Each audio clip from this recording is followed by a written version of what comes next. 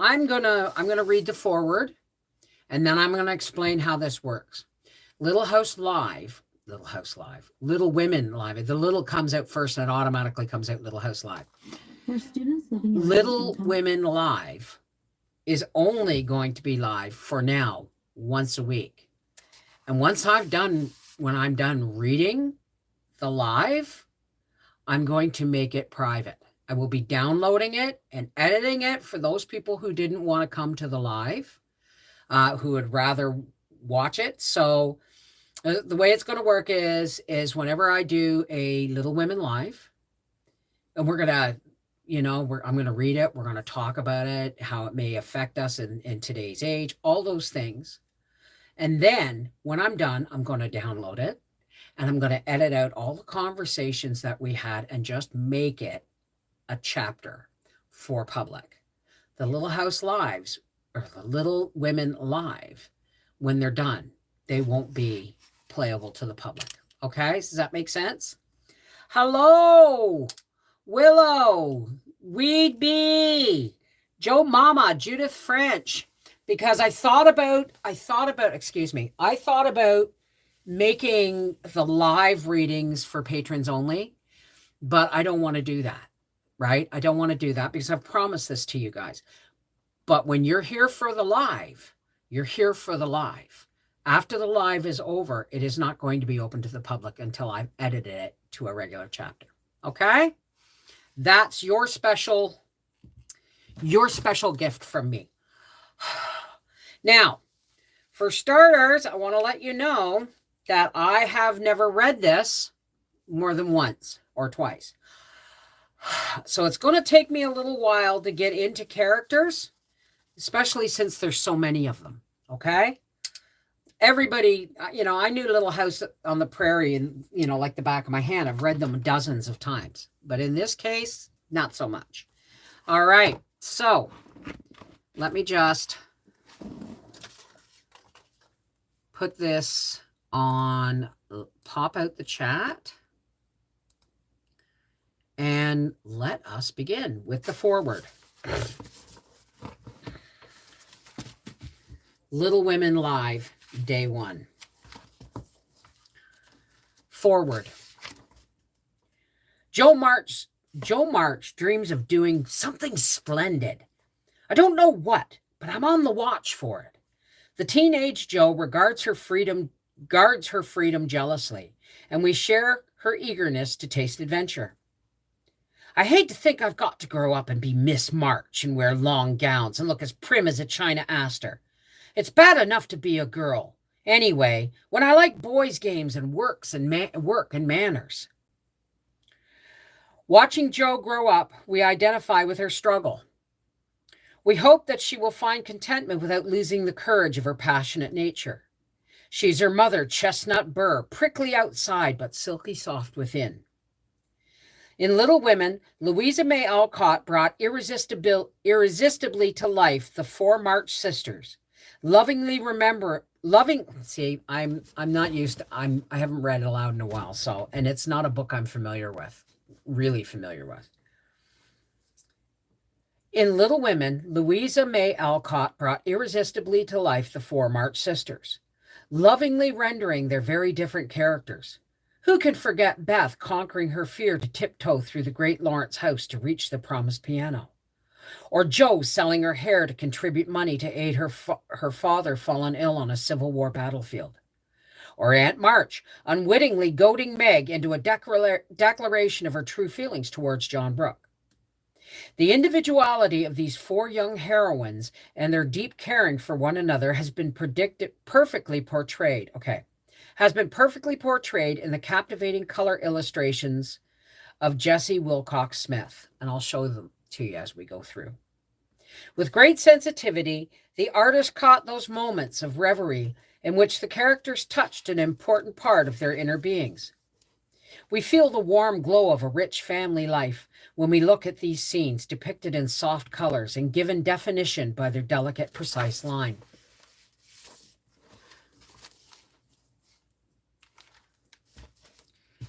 The period drawings of Frank T. Merrill further enhanced the flavor of family life in the Civil War era. Louisa May Alcott wrote much of Little Women from her life experience. She, like Jo, was the second of 4 girls and made her bid for financial independence through writing. The character of Amy reflected the artistic aspirations of the author's sister May. And Louisa's sister Elizabeth nursed a poor family stricken with scarlet fever, as Beth does in the novel, and with the same outcome. Many of the girlhood games depicted in this story took place first in Louisa's childhood. The sisters put on theatrical performances, they formed a Pickwick Club, and instituted a hillside post office. The accepting atmosphere which made possible these enthusiastic games was created by Louisa's parents, Abigail, Abba, and Bronson Alcott. Bronson Alcott was the most unusual man for his time. A self-taught philosopher and an educational experimenter, he taught in or founded many schools which failed because of his radical beliefs and eccentric personality. Tamer echoes of Louisa's father can be found in Mr. March, the father of the 4 girls, a minister by nature as by grace, and in Professor Bear, whom Jo meets when she's a young adult. In describing the latter, Louisa might have been speaking of her father. People seem to gather about him as naturally as about a warm breath or a warm hearth. Poverty was no stranger to the Alcott family. Though Louisa's mother was well aware of both physical and the spiritual necessities of life, Bronson Alcott showed little insight into practical matters and was often bailed out by his friends. When Aunt March says, Mr. and Mrs. March have no more worldly wisdom than 2 babies, she could have been talking about Louisa's father.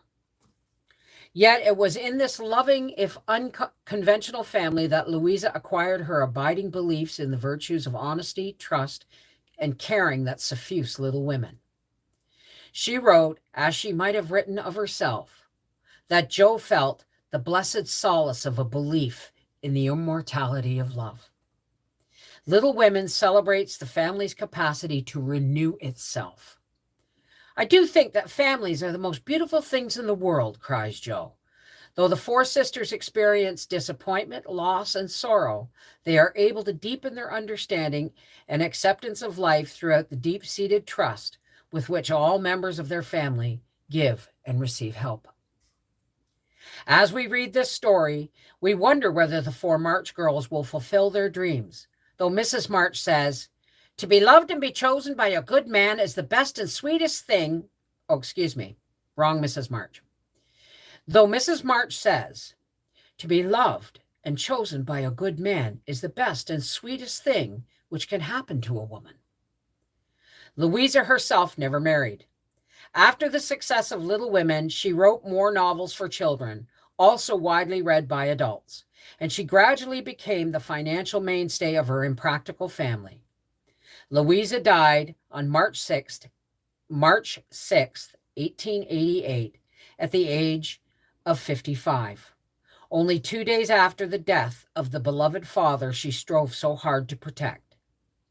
Though Bronson Alcott's teachings did influence others, his far greater contribution came in the writings of his gifted daughter.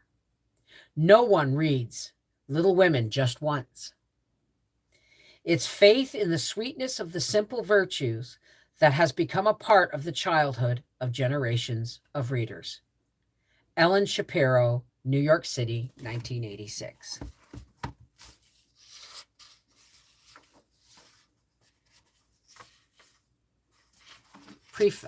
Preface or preface? Go then, my little book, and show to all that entertain and bid thee welcome shall. What thou dost keep close shut up in thy breast, and wish what thou dost show them may be blessed. To them for good may make them choose to be pilgrims better by far than thee or me. Tell them of mercy she is one, who hath early in her pilgrimage begun. Yea, let the young damsels learn of her to prize the world which is to come, and so be wise. 4 little tripping maids may follow God along the paths along the ways which saintly feet have trod, adapted from John Bunyan. All right. See what I mean? How that curtain goes black and it bugs the crap out of me. Oh, come on. Don't tell me it's gotten loose again. I paid good money for these lights.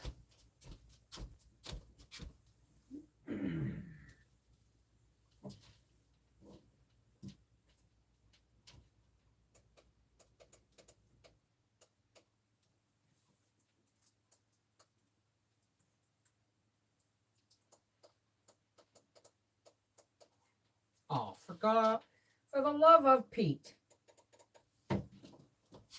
So much for brand new lights, eh? Well, we'll just have to look at the background with one eye.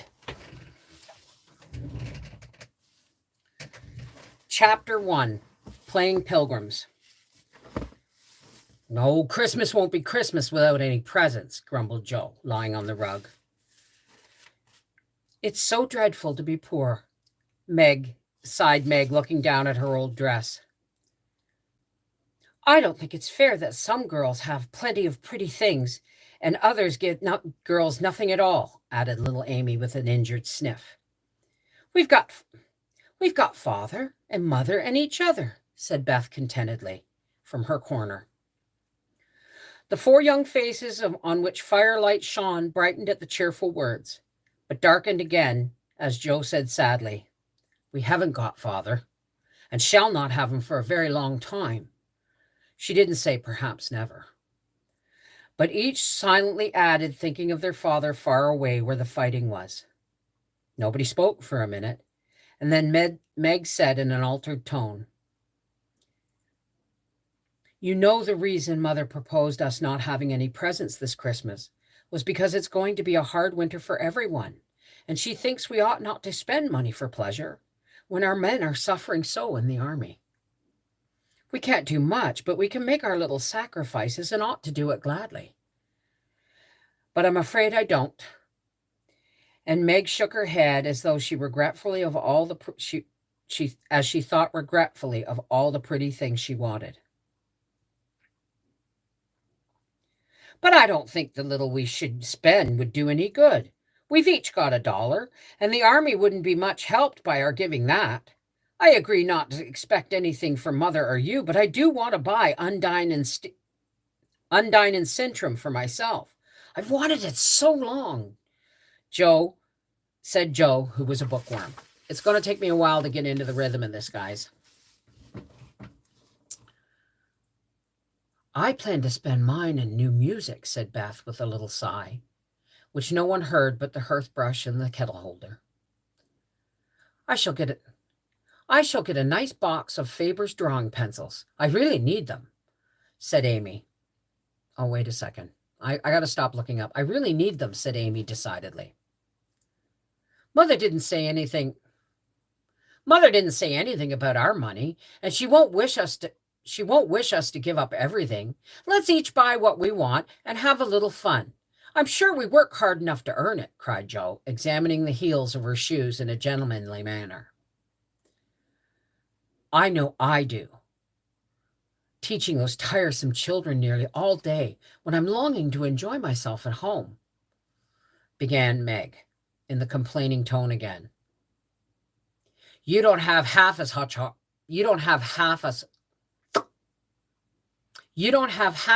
hard time as I do, said Joe. How would you like to be shut up for hours with a nervous, fussy old lady who keeps you trotting and is never satisfied, and worries till you're ready to fly out the window or cry? It's naughty to fret, but I do think washing dishes and keeping things tidy is the worst work in the world. It makes me cross, and my hands get so stiff. I can't practice well at all. And Beth looked at her rough hands with a sigh that anyone could hear that time. I don't believe any of you suffer as I do, cried Amy. For you don't have to go to school with impertinent girls who plague you if you don't know your lessons, and laugh at your dresses, and label your father if he isn't rich, and insult you when your nose isn't nice. If you mean libel, I'd say so, and not talk about labels as if Papa was a pickle bottle, advised Joe, laughing. I know what I mean, and you needn't be satirical about it. It's proper to use good words and improve your vocabulary, returned Amy with dignity.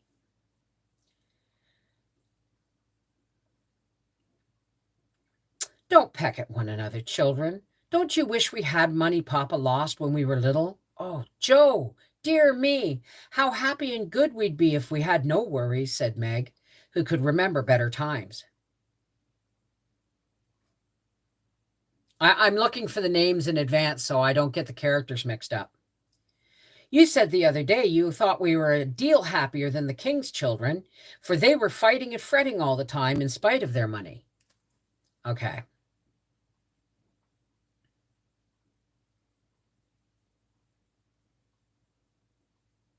Said Meg, who couldn't remember. Okay. You said the other day you thought we'd be a deal happier than the king children. We were a deal happier than the king children, for they were fighting and fretting all the time in spite of their money. So I did, Beth. Well, I think we are, for though we do have to work, and we make fun for ourselves and are pretty blah, blah, yeah. Pardon me, guys. It's the first night, okay? So I did, Beth. Well, I think we are. For though we do have to work, we make fun for ourselves, and we are a pretty jolly set, as Joe would say. Joe does use such slang words, observed Amy, with a reproving look at the figure stretched out on the rug. Joe immediately sat up, put her hands in her pockets, and began to whistle. Don't, Joe, it's so boyish. That's why I do it. I detest rude, unladylike girls. I hate affected, miminy-piminy chits. Birds in their little nests agree, sang Beth, the peacemaker, with such a funny face that both sharp voices softened to a laugh, and the pecking ended for that time. Really, girls, you are both to be blamed, said Meg, beginning to lecture in her elderly sister fashion. You're old enough to leave off boyish tricks, and to behave better, Josephine. If I didn't it didn't matter so much when you were a little girl, but now you're so tall and you turn up your hair, you should remember that you're a young lady. I'm not. And if turning up my hair makes me one, I'll wear it in two tails till I'm 20, cried Joe, pulling off her net and shaking down a chestnut mane. I hate to think that I've got to grow up and be Miss March, to be a girl anyway, when I like boys' games and work and manners. I can't get over my disappointment in not being a boy, and it's worse than ever now, for I'm dying to go fight with Papa, and I can only stay at home and knit like a poky old woman. And Joe shook the blue army sock until the needles rattled like castanets, and her ball bounded across the room. Poor Joe. It's too bad, but it can't be helped. So you must try to be contented with making your name boyish and playing brother to us girls, said Beth, stroking the rough head at her knee with a hand that all the dishwashing and dusting in the world could not make ungentle in its touch. As for you, Amy, continued Meg, you're altogether too particular and prim. Your airs are funny now, but you'll grow up affected, and you'll grow up an affected little goose if you don't take care. I like your nice manners and refined ways of speaking when you don't try and be elegant, but your absurd words are as bad as Joe's slang. You're a dear. Oh, wait. If Joe is a tomboy and Amy is a goose, what am I? Asked Beth, ready to share the lecture. You are a dear and nothing else, answered Meg warmly, and no one contradicted her, for the mouse was the pet of the family. As young readers like to know how people look, we will take this moment to give them a little sketch of the four sisters who sat knitting in the twilight, while the December snow fell quietly without, and the fire crackled cheerfully within. It was a comfortable old room, though the carpet was faded and the furniture very plain. For a good picture or two hung on the walls, books filled the recesses, and chrysanthemums and Christmas roses bloomed in the windows, and a pleasant atmosphere of home peace pervaded it. That is the half walls driving me nuts. Margaret, the eldest of the four, was 16 and very pretty, being plump and fair with large eyes and plenty of soft brown hair, a sweet mouth and white hands, of which she was rather very vain. 15-year-old Jo was very tall and thin and brown and reminded one of a colt, for she never seemed to know what to do with her long limbs, which were very much in her way. She had a decided mouth and a comical nose, and sharp gray eyes which appeared to see everything, and were by turns fierce and funny or thoughtful. Her long, thick hair was her one beauty, but it was usually bundled into a net to be out of her way. Round shoulders had Jo, big hands and feet, a flyaway look to her clothes, and the uncomfortable appearance of a girl who was rapidly shooting up into womanhood and didn't like it. Elizabeth, or Beth, as everyone called her, was a rosy, smooth-haired, bright-eyed girl of 13, with a shy manner, a timid voice, and a peaceful expression, which was seldom disturbed. Her father called her Little Tranquillity, and the name suited her excellently, for she seemed to live in a happy world of her own, only venturing out to meet the few whom she trusted and loved. Amy, though the youngest, was a most important person, in her own opinion at least. A regular snow maiden with blue eyes and yellow hair curling on her shoulders, pale and slender, and always carrying herself like a young lady, mindful of her manners. What the characters of the four sisters we will leave to be found out. The clock struck 6. Having swept up the hearth, Beth put a pair of slippers down to warm. Somehow, the sight of the old shoes had a good effect upon the girls, for Mother was coming, and everyone brightened to welcome her. Meg stopped lecturing and lighted the lamp. Amy got out of the easy chair without being asked, and Jo forgot how tired she was as she sat up to hold the slippers nearer the blaze.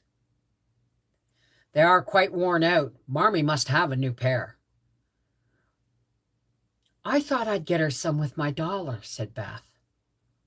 No, I shall, said Amy. I'm the oldest, began Meg, but Jo cut in with a decided, I'm the man of the family now that Papa is away, and I shall provide the slippers, for he told me to take special care of Mother while he was gone. I'll tell you what we'll do, said Beth. Let's each give her something for Christmas and not get anything for ourselves. That's like you, dear. What will we get? Exclaimed Jo. Everyone thought soberly for a minute. Then Meg announced, as if the idea was suggested by the sight of her own pretty hands, I shall give her a nice pair of gloves. Army shoes, the best to be had, said Jo. Some handkerchief all hemmed, said Beth. I'll get a little bottle of cologne. She likes it and it won't cost much, so I'll have some money left to buy my pencils, added Amy. How will we give the things? Asked Meg. Put them on the table and bring her in and see her open the bundles.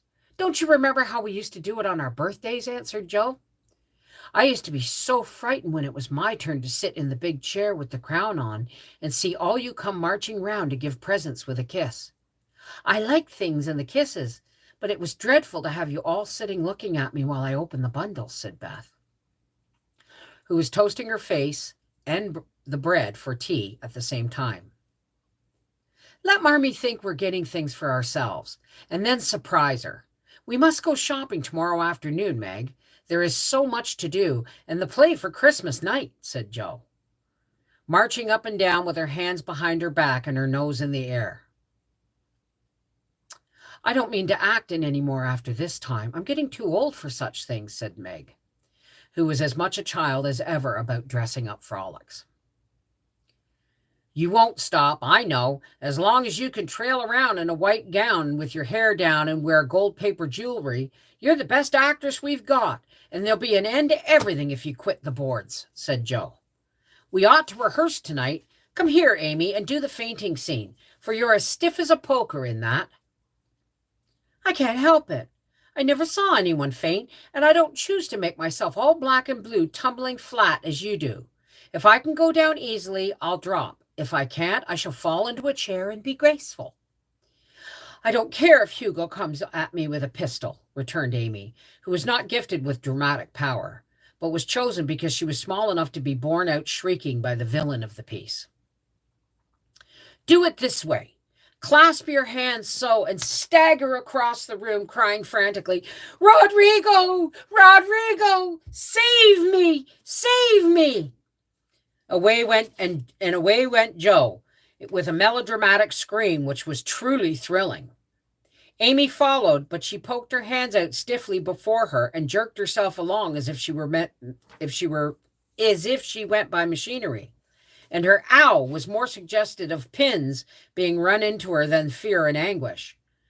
Joe gave a despairing groan, and Meg laughed outright. While Beth let her bread burn as she watched the fun with interest. Oh, it's no use. Do the best you can when the time comes. And if the audience laughs, don't blame me. Come on, Meg. Then things went smoothly, for Don Pedro defied the world in a speech of 2 pages without a single break. Hagar, the witch, chanted an awful incantation over her kettleful of simmering toads with weird effect. Rodrigo rent his chains asunder manfully, and Hugo died in the agonies of remorse and arsenic with a wild ha ha. It's the best we've had yet, said Meg, as the dead villain sat up and rubbed his elbows. I don't see how you can write and act such splendid things, Joe. You're a regular Shakespeare, exclaimed Beth, who firmly believed that her sisters were gifted with wonderful genius in all things. Oh, not quite, said Joe modestly. I do think The Witch's Curse, an operatic tragedy, is a rather nice thing. But I'd like to try Macbeth if we only had a trap door for Banquo. I always wanted to do the killing part. Is that a dagger I see before me? Muttered Joe, rolling her eyes and clutching at the air as she had seen a famous tragedian. Say that one 3 times real quick. Tragedian. Clutching at the air as she'd seen a famous tragedian do. No, it's the toasting fork with Mother's shoe on it instead of the bread. Beth stage struck, cried Meg, and the rehearsal ended in a general burst of laughter. Glad to find you so merry, my girls, said a cheery voice at the door, and actors and audience turned to welcome a tall, motherly lady with a "Can I help you" look about her, which was truly delightful. She was not elegantly dressed, but a noble-looking woman, and the girls thought the gray cloak and unfashionable bonnet covered the most splendid mother in the world.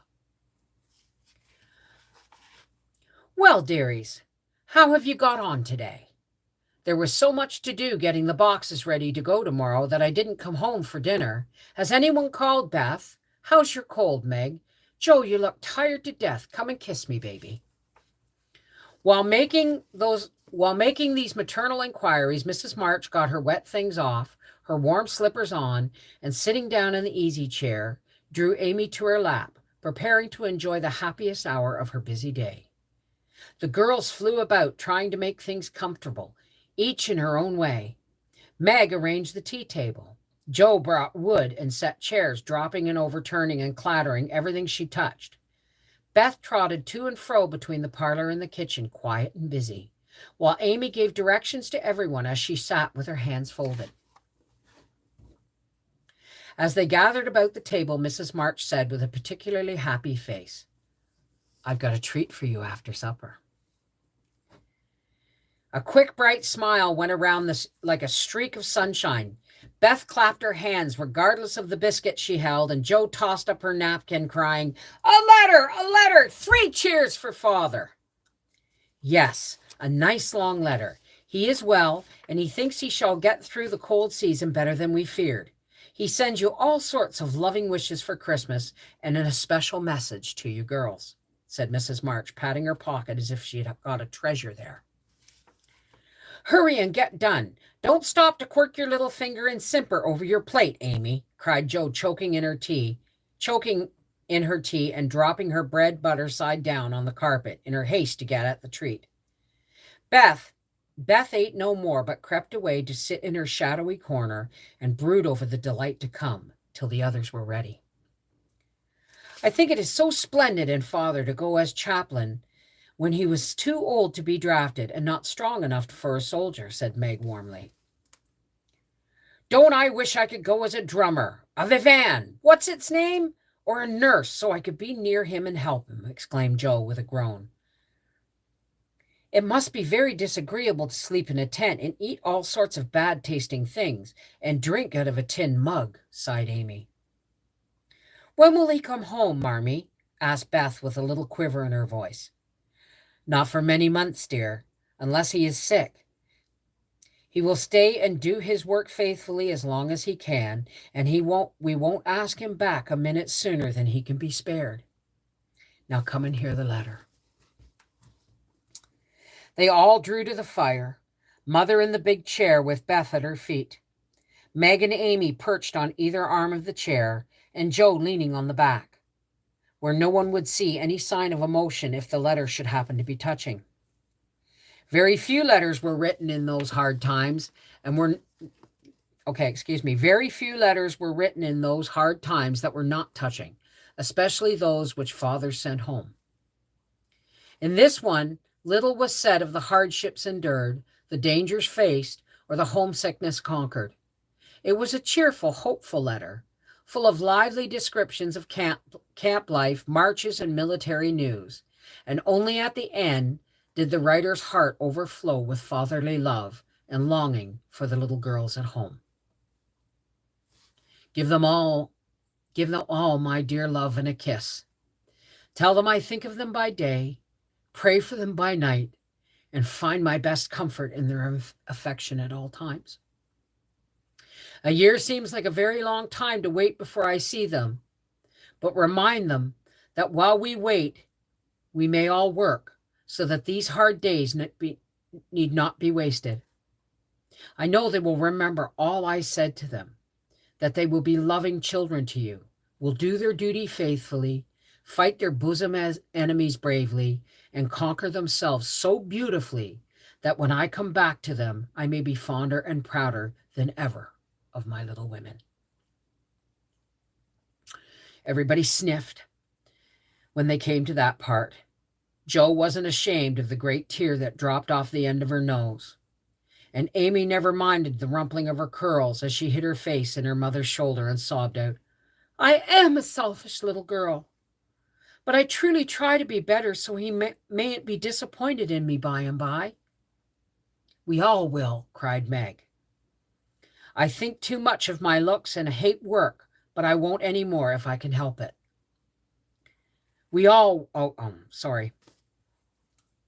I'll try and be what he loves to call me, a little woman, and not be rough and wild, but do my duty here instead of wanting to be somewhere else, said Joe, thinking that keeping her temper at home was much harder a task than facing a rebel or two down south.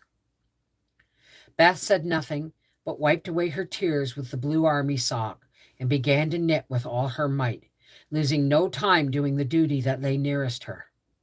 While she resolved in her quiet little soul to be all happy, while she resolved in her quiet soul to be all that father hoped to find her when the year brought round the happy coming home. Mrs. March broke the silence and followed Joe's words by saying in her cheery voice, Do you remember how you girls used to play Pilgrim's Progress when you were little things? Nothing delighted you more than to have me tie my piece bags on your backs for burdens, give your hats and sticks and rolls of paper, and let you travel through the house from the top to the cellar, which was the city of destruction, and up to the housetop, where you had all the lovely things you could collect to make a celestial city. What fun it was, especially going by the lions, fighting Apollyon, and passing through the valley where the hobgoblins were, cried Joe. I like the place where the bundles fell off and tumbled downstairs, said Meg. My favorite part was when we came out on the flat roof where our flowers and arbors and pretty things were, and all stood and sang for the joy up there in the sunshine. I'm going to sing a song in a minute, said Beth, smiling as if that pleasant moment had come back to her. I don't remember much about it, except that I was afraid of the cellar and the dark entry, and always liked the cake and milk we had up at the top. If I wasn't too old for such things, I'd rather like to play it over again, said Amy, who began to talk of renouncing childish things at the mature age of 12. We are never too old for this, my dear, because it is a play we are playing all the time in one way or another. Our burdens are here. Our road is before us, and the longing for goodness and happiness is the guide that leads us through many troubles and mistakes to the peace which is a true celestial city. Now, my little pilgrims, suppose you begin again, not in play, but in earnest, and see how far you can get before Father comes home. Really, Mother? Where's our bundles? Asked Amy, who was a very literal young lady. Each of you told what your burden was just now, except Beth. I rather think she hasn't got any, said Mother. Yes, I have. Mine is dishes and dusters, and envying girls with nice pianos and being afraid of people. Beth's bundle was such a funny one that everybody wanted to laugh, but nobody did, for it would have hurt her feelings very much. Let us do it, said Meg thoughtfully. It's only another name for trying to be good, and the story may help us. For though we do want to be good, it's hard work, and we forget and don't do our best. We are in the Slough of Despond tonight, and Mother came and pulled us out as Help did in the book. We ought to have our roll directions like Christian. What shall we do about that? Asked Jo, delighted with the fancy which lent a little romance to the very dull task of doing her duty. Look under your pillows Christmas morning, and you will find your guidebook, replied Mrs. March. They all talked over the new plan while old Hannah cleared the table. Then out came the 4 little work baskets, and the needles flew as the girls made sheets for Aunt March. It was uninteresting sewing, but tonight no one grumbled. They adopted Joe's plan of dividing the long seams into 4 parts and calling the quarters Europe, Asia, Africa, and America. And in that way, you got on capitally, especially when they talked about the different countries as they stitched on their way through them. At 9 they stopped work and sung as usual before they went to bed. No one but Beth could get much music out of that old piano, but she had a way of softly touching the yellow keys and making a pleasant accompaniment to the simple songs they sang. Meg had a voice like a flute, and she and her mother led the little choir. Amy chirped like a cricket, and Jo wandered through the airs in her sweet own will, always coming out at the wrong place with a croak or a quaver that spoilt the most pensive tune. And they had always done this from the time they could lisp Crinkle, Crinkle, Il Tar. And it had become a household custom, for the mother was a born singer. The first sound in the morning was her voice as she went about the house singing like a lark, and the last sound at night was the same cheery sound, for the girls never grew too old for that familiar lullaby. Climb, climb up Sunshine Mountain, heavenly breezes blow. Climb, climb up Sunshine Mountain, faces all aglow. Turn from looking back, climb up to the sun. Climb up Sunshine Mountain, everyone. Good night, God bless, and we'll see you next Thursday night for Chapter 2 of Little Women. Take care, God bless.